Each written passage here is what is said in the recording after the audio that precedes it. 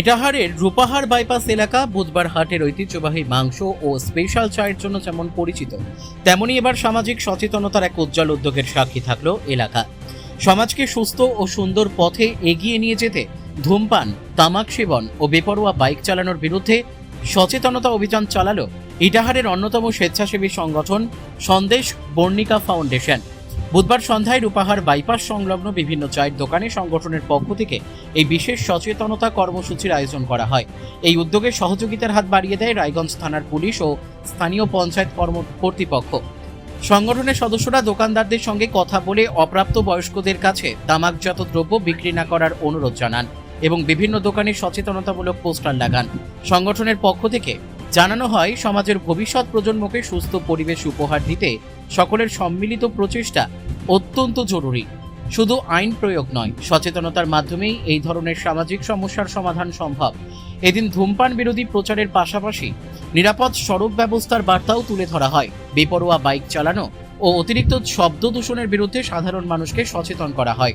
স্থানীয় বাসিন্দারা এই উদ্যোগকে স্বাগত জানিয়ে বলেন, সমাজের স্বার্থে এ ধরনের সচেতনতা কর্মসূচি অত্যন্ত গুরুত্বপূর্ণ।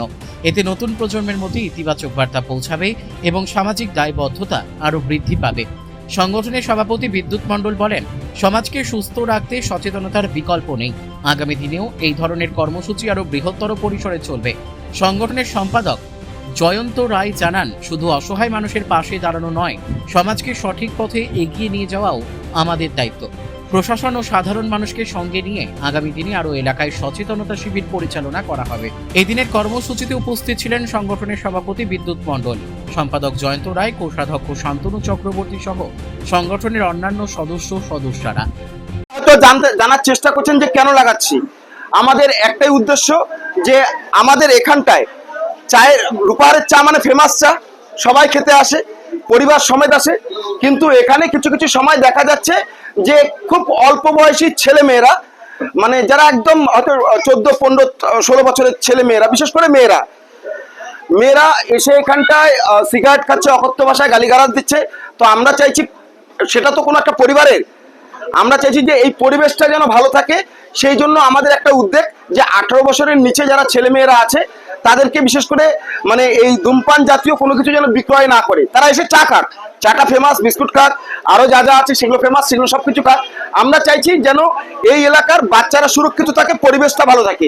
কারণ একটা বাচ্চা নিয়ে এসছেন, সে যদি আজকে ওই পরিবেশটা দেখে সে কিন্তু সেটাই শিখবে।